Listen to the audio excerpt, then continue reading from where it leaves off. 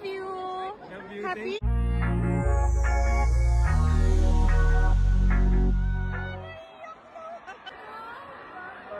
Bata lang ako. Kaya pakinggan ko lang siya.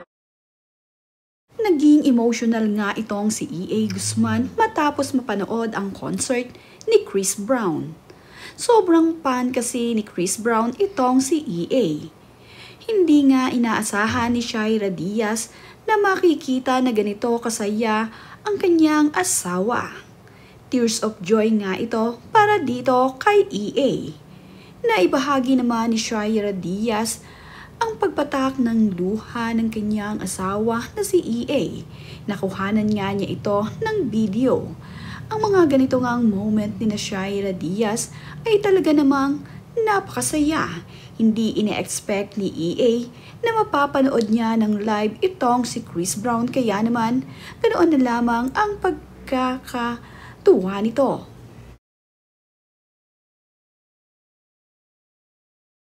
Ganito naman nga ang reaksyon ni E.A. Guzman habang sila ay papunta kung saan nga magko-concert itong si Chris Brown.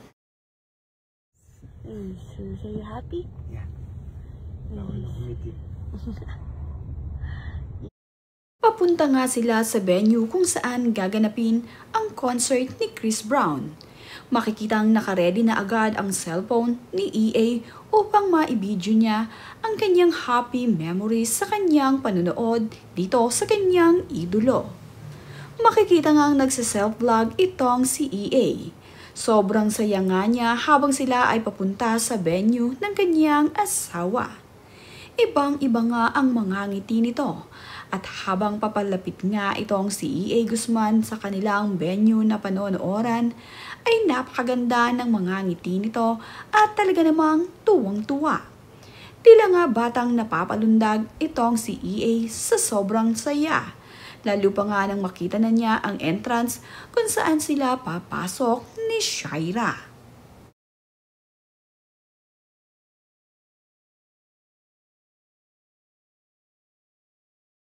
Platinum. So, Thank you, my love. okay. Benta ko yung ticket kaya? No. No. Pagpasok naman nga nila sa loob kung saan gaganapin ang concert, ay nagpalagay agad ng ribbon itong si E.A. Yay!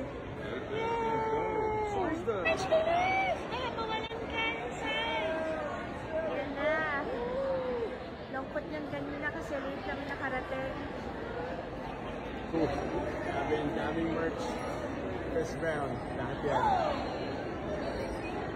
Dami mo naman binili. Makikita nga na maraming mga memorabilia para dito kay Chris Brown. At ito namang si E.A. ay bumili ng maraming souvenir dahil fan na fan talaga siya nitong si Chris Brown. Mga t-shirt at mayroon pa nga siyang nakuha na slide. Maraming souvenir ang binili ni E.A. para sa kanyang idolo. What's up? You want this? It's Nathan's. That's Nathan's wiener. What? Nathan's wiener. Angus beef franks. I bought this from Wall to the Green. Oh, Well to the Gap. Ano? Wegmans. What the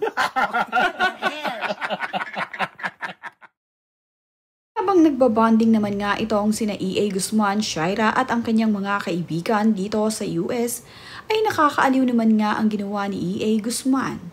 Tuwang-tuwa nga siya sa sausage na kanilang kinakain.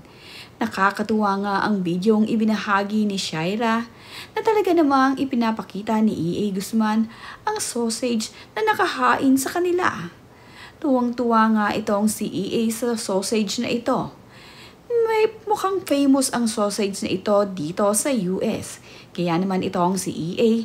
ay talagang masayang-masaya na matitikman ang cheesy franks nga raw na ito.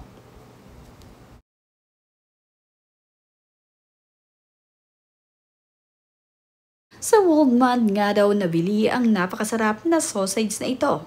Kaya naman itong si E.A. ay tuwang-tuwa sa videong kanilang ibinahagi. Good morning, America! Good morning! Ngongo. America. Sa unang araw naman nga ni EA at Shaira dito sa US, ay ibinahagi agad ni EA ang video na sila ay naglalakad. Ito nga ang unang araw ng kanilang pamamasyal dito sa US. At makikita nga ang mag-asawa na masayang naglalakad pero wala ngang katao-tao sa paligid. Tahimik na tahimik ang lugar kung saan naglalakad itong si Shaira at EA. Kaya naman ang moment na ito ng mag-asawa ay talaga namang napakasaya. Kitang-kita ang kaligayahan dito kay Shaira at EA. Ito nga ang second honeymoon ng mag-asawa. Dito nga nila piniling magbakasyon at mag-honeymoon sa US. Talagang memorable ang mga trip na kanilang pinipili. Mga lugar na nasa bucket list nila na gusto nilang mapuntahan.